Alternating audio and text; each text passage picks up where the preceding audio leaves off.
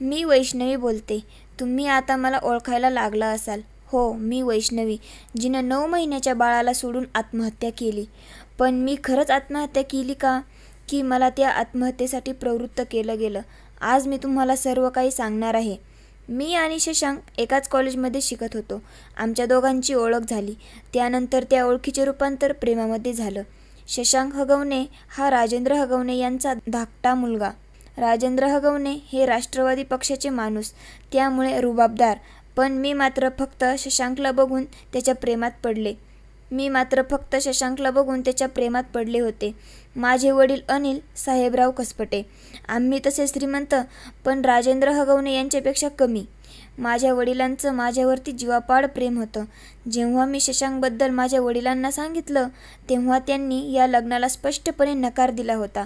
त्यांचं म्हणणं होतं, आपण नेहमी आपल्यासारखाच कुटुंबासोबत नातेसंबंध जोडायला हवे. त्यामुळे तू त्या मुलासोबत लग्न करून सुखी राहू शकणार नाही, असे मला वाटते. परंतु मी मात्र शशांकच्या प्रेमामध्ये जणू वेडी झाले होते. मला शशांकशिवाय दुसरं कोणी दिसतच नव्हतं. माझ्या वडिलांनी मात्र माझ्यासाठी दुसरे स्थळ शोधायला सुरुवात केली. तेव्हा तर मी अगदी पळून जाण्याचा आणि लग्न करण्याचा विचार केला.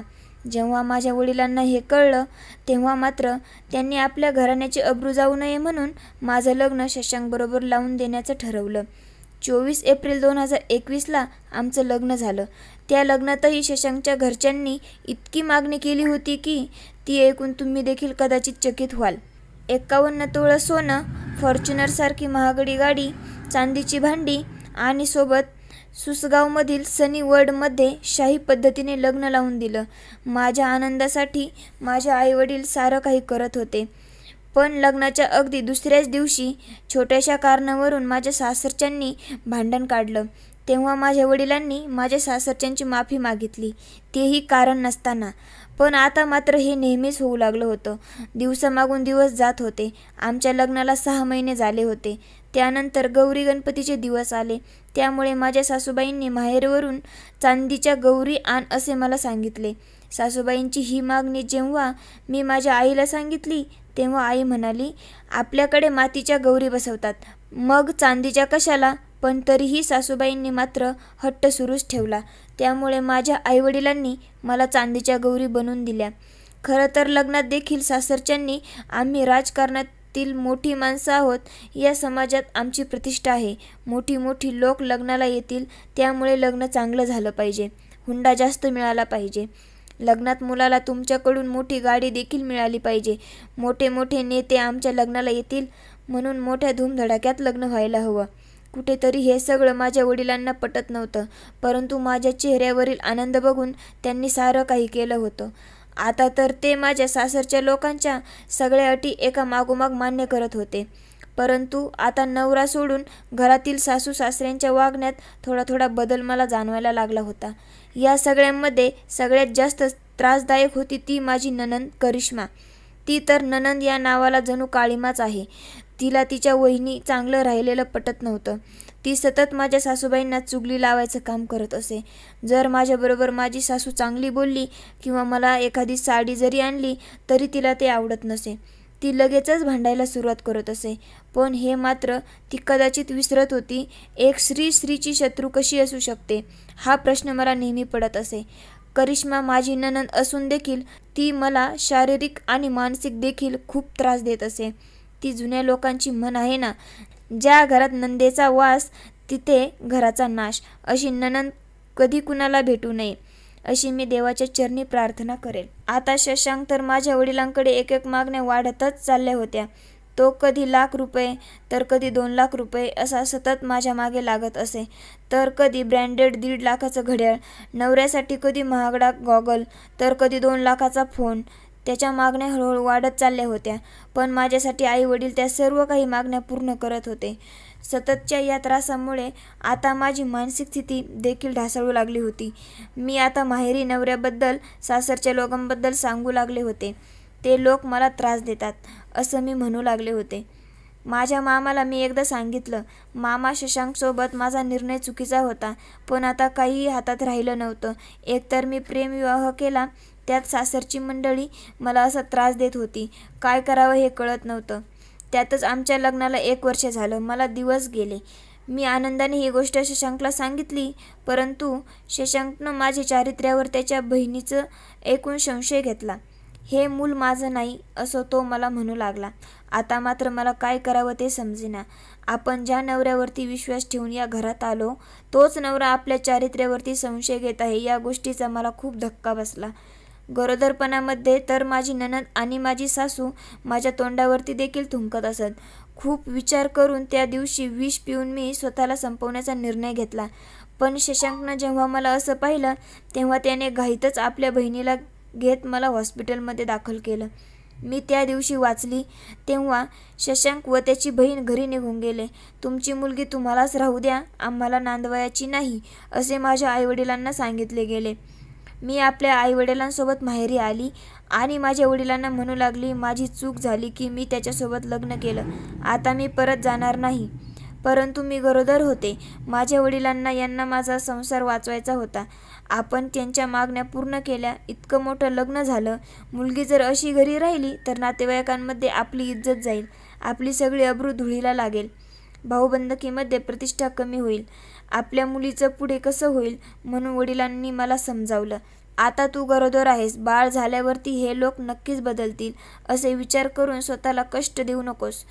शशांक तुझ्यावरती प्रेम करतो असे समजावून वडिलांनी मला परत सासरी पाठवले. माझ्या सासू, नणंद आणि नवऱ्याचे पाय पकडले. माझ्या वडिलांनी माझ्या मुलीला समजून घ्या, तिला तितकं कळत नाही म्हणून सांगितलं. त्यांची माफी मागितली. परत धूमधडाक्यामध्ये ढोळं जेवण झालं. त्यांच्याकडून होईल ते सगळं त्यांनी माझ्यासाठी केलं. 9 महिन्यानंतर मी एका मुलाला जन्म दिला. बाळ झाल्यावर एखादा महिना वातावरण चांगलं होतं. सासू लाड करायला लागली. लगेच सासूचे कान माझी नणंद भरू लागली. इतके लाड करू नको, तिला डोक्यावर बसू नको असे म्हणायला लागली. मी सगळ्यांचा त्रास सहन करत होती. माझ्या घरात 3 मोलकरी होत्या, तरी माझी सासू मला काम करायला सांगत असे. एक खूप महत्त्वाची गोष्ट इथे नोंदवावीशी वाटते, ती म्हणजे 1 वर्ष माझ्या लग्नाला झालं होतं, पण तरीही माझ्या नवऱ्यानं मला माझ्या जावेसोबत बोलू दिलं नव्हतं. माझ्या भावाची बायको चांगली नाही, ती भांडखोर आहे असे तो म्हणत असे. शशांकने मला तिच्यापासून दूर ठेवलं होतं आणि मी सुद्धा जावेला लग्नानंतर कधीच भेटली नव्हती की बोलली नव्हती. आता मात्र मला आपल्या जावेचा त्रास काय असेल हे समजू लागले. माझ्यासारखाच त्रास या लोकांनी तिला दिला होता. ती आता पोलिसांना सांगते आहे की तिला देखील माझ्यासारख्या सासरच्यांनी असेच त्रास दिले होते. एकदा तर काहीतरी भांडणामध्ये तिला माझ्या सासऱ्याने आणि नवऱ्याने मारहाण देखील केली होती. तिने या लोकांविषयी पोलीस स्टेशनमध्ये तक्रार देखील नोंदवण्याचा प्रयत्न केला, पण या लोकांच्या राजकीय दबावामुळे तिची तक्रार पोलिसांनी घेतली नाही. आपापसात मिटून घ्या असे सांगून तिला पाठवण्यात आले. म्हणून ती या लोकांपासून दूर राहते हे आता मला समजले. या अगोदर देखील जर मी या विषयावरती शशांकशी बोलायला गेले तर तो नेहमी मला दमदाटी करत असे. शिवाय मारहाण देखील करत असे. तो फक्त मला माहेरून पैसे आणायला सांगत असे आणि मी सुद्धा नवऱ्याने सांगितल्याप्रमाणे माहेरून पैसे आणत असे. माझे वडील सुद्धा मुलीला त्रास नको म्हणून मी जे मागेन ते मला देत होते. त्यांची फक्त एकच इच्छा होती, आपल्या मुलीचा संसार सुखाचा होताना पाहायचा. हळूहळू माझं बाळ 6 महिन्याचं झालं, पण माझा हा त्रास मात्र कमी होत नव्हता. बाळाकडे पाहून मी सारं काही सहन करत होते. आज नाही तर उद्या ही परिस्थिती बदलेल आणि सर्व काही व्यवस्थित होईल, ही एकच आशा मनाशी बाळगून होते. बाळाकडे पाहून मी जगत होते. परंतु माझी नणंद सासू मला खूप त्रास देत होते.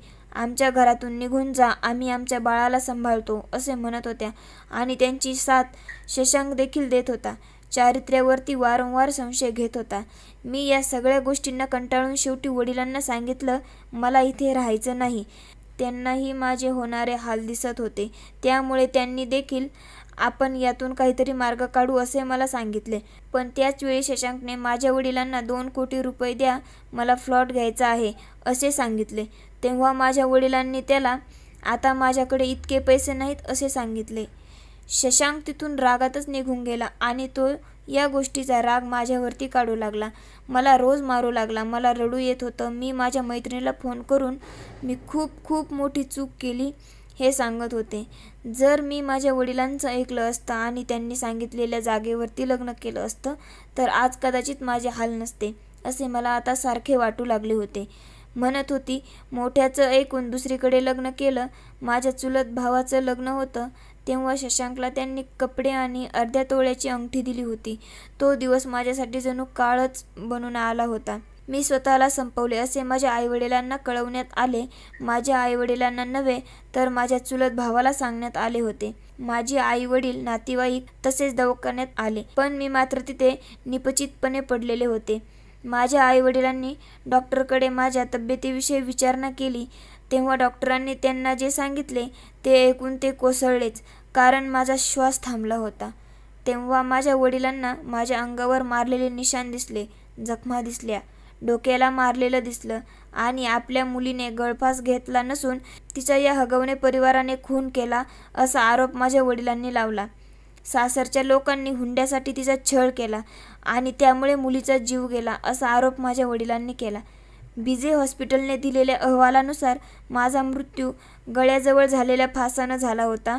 माझ्या मृतदेहावरती धारदार वस्तू, वार केलेल्या खुणा, जखमा देखील आढळून आल्या. हे सगळं बघून माझ्या वडिलांनी माझा नवरा शशांकवरती मुलीचा खून केल्याचा आरोप लावला आणि सगळ्या चौकशीत पोलिसांनी माझी नणंद, सासू, नवरा यांना अटक केली, परंतु माझे सासरे फरार झाले होते. 16 मे 2025 रोजी ही घटना घडली आहे. या सगळ्यांच्या जाचाला त्रास होऊन अखेरीस मी देवाकडे गेली, परंतु माझं 9 महिन्याचं बाळ या हगवणे कुटुंबानं तिच्या माहेरी न देता तिसऱ्याच व्यक्तीकडे दिले. परंतु आम्हीच आमच्या मुलीला त्या लोकांचा त्रास सहन करून दिला. तिला समजावलं, नांदायला पाठवले. याचाच फायदा त्या लोकांनी घेतला. त्यांनी जे मागितलं ते आम्ही त्यांना वेळेवर पुरवलं म्हणून त्यांनी आमच्या मुलीला संपवलं. परंतु आमच्या मुलीचा मुलगा आमच्याकडे राहावा, त्याचा सांभाळ आम्ही करू असे रडून रडून माझे वडील म्हणत होते. माझे बाळ कुठे आहे त्याचा तपास लागत नव्हता. माझ्या मृत्यूनंतर माझे 9 महिन्याचे बाळ निलेश चव्हाण या व्यक्तीकडे माझ्या सासऱ्यांनी सोपवले होते, जे आता सुखरूपपणे माझ्या आईवडिलांकडे सोपवण्यात आले आहे. आपली लेक जणू आपल्याकडे परत आली आहे असा आनंद माझ्या आईवडिलांच्या चेहऱ्यावर दिसत आहे. पण मला एक प्रश्न तुम्हाला विचारायचा आहे. कोणती आई अशी आहे की जी आपल्या 9 महिन्याच्या बाळाला सोडून स्वतः आत्महत्या करेल? सासरची माणसं ही वाढवा, ती आपल्या बाळाला त्यांच्याकडे सोपून स्वतः हे जग सोडून जाईल का?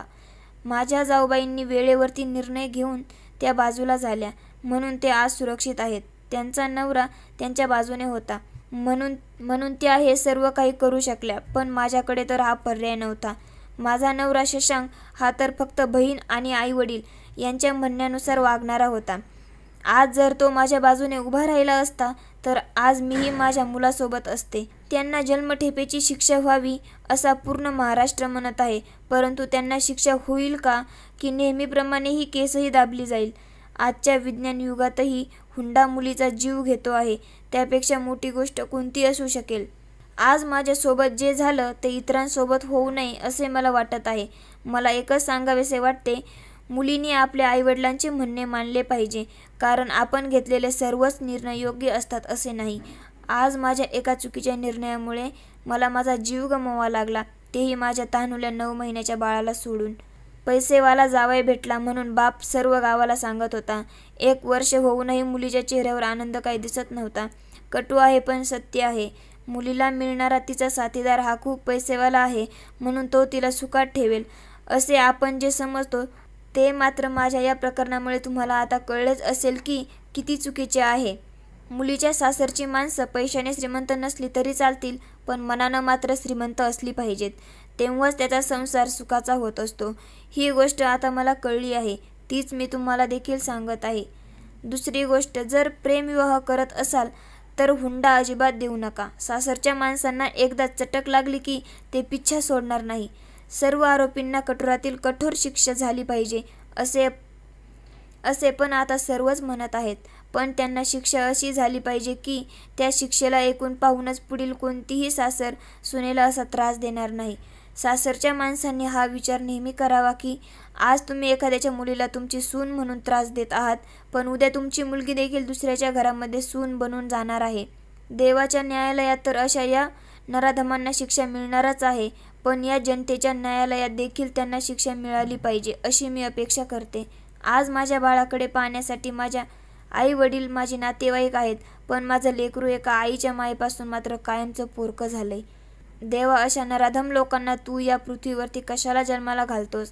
त्यांना देखील कठोरातील कठोर शिक्षा दे. आज माझे लेकरू माझ्या विना तडफडत आहे. आई आई म्हणून साद घालत आहे. पण मी मात्र त्याच्या त्या हाकेला ओ देऊ शकत नाही. उद्या राजकीय दबावाखाली ही लोक केस बंद करू देऊ नका. मला न्याय मिळू द्या. माझ्या आईवडिलांच्या मागे उभे राहा. अशा सत्य घटना ऐकण्यासाठी कलम 302 या मराठी चॅनेलला लगेच सबस्क्राईब करा आणि तुमच्या प्रतिक्रिया कमेंट बॉक्समध्ये कळवा.